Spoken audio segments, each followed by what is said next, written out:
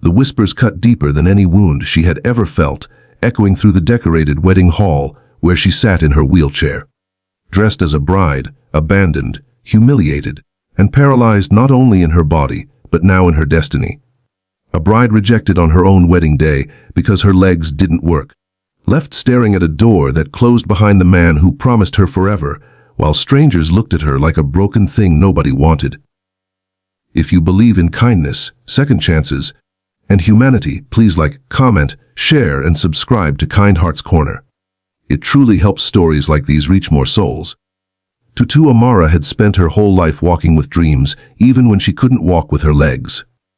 A car accident at 24 had paralyzed her from the waist down, but it couldn't paralyze her spirit.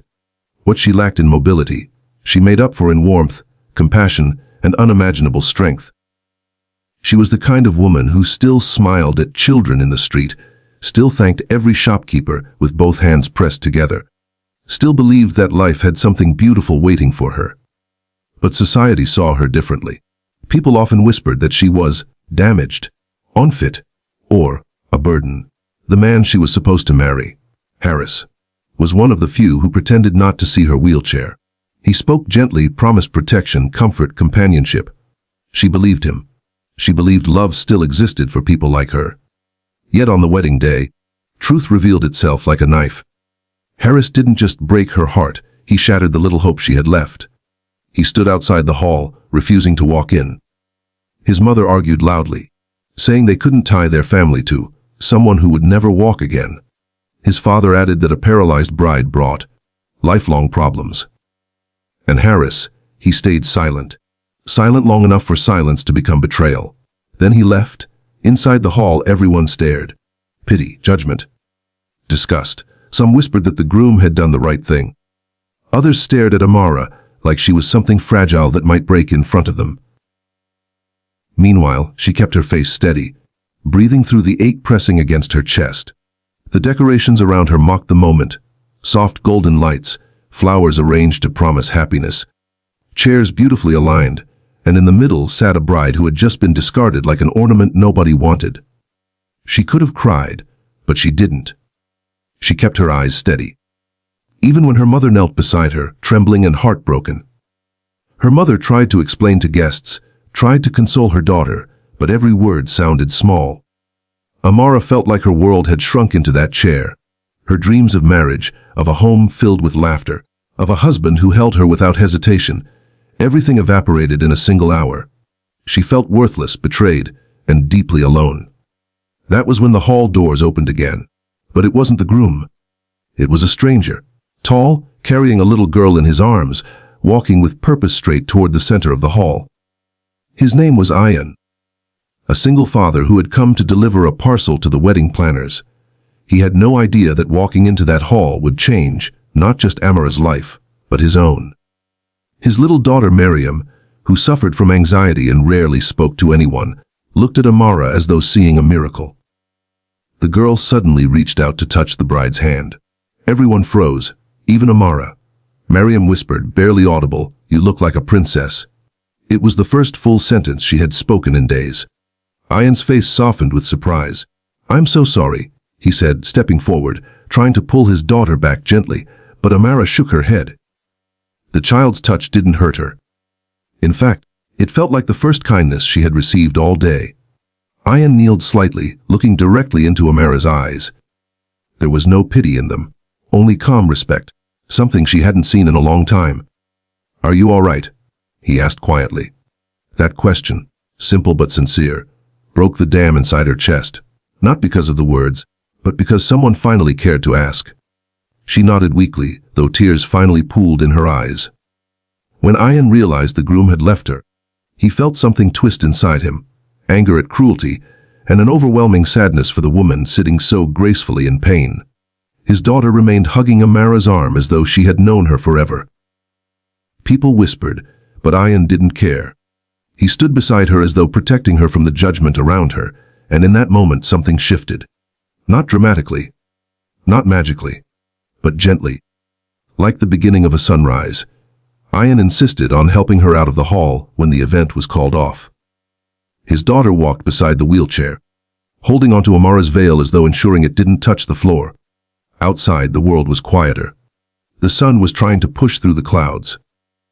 Amara felt cold, empty, humiliated, but she also felt something new, someone standing beside her without judgment.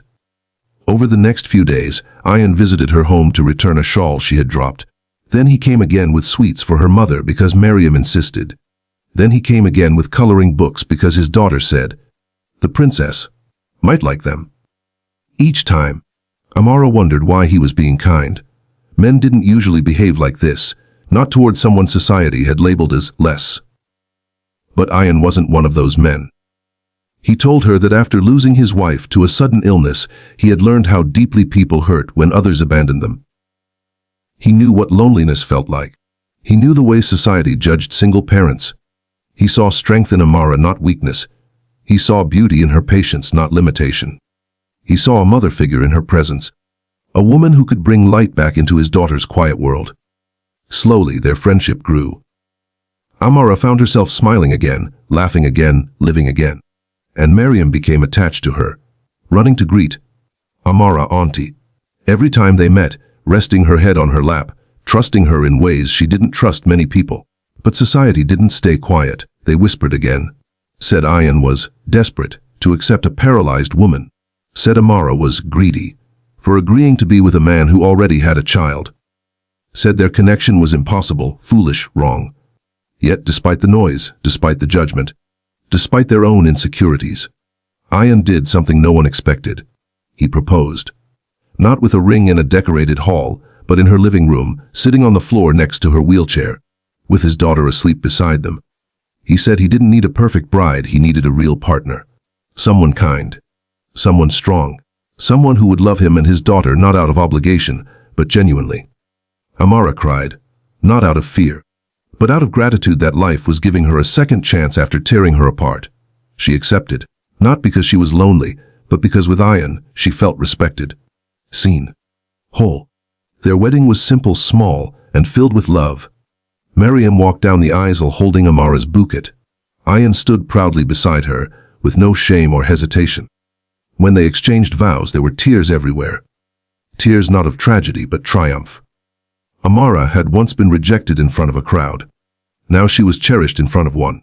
Her new marriage didn't magically restore her legs, but it restored her confidence. It brought back laughter to her home, stability to her heart, and joy to Miriam's life. The three of them formed a family built not on perfection, but on compassion. The world still judged, but they didn't care. Their happiness was louder. Their love was stronger. Their bond was unbreakable. And in her heart, Amara knew sometimes rejection is not the end, but the turning of fate toward someone better. Toward someone meant for you. Toward a destiny you didn't know you deserved. Because the man who walked away didn't break her future. He cleared the path for the one who would hold her through every storm.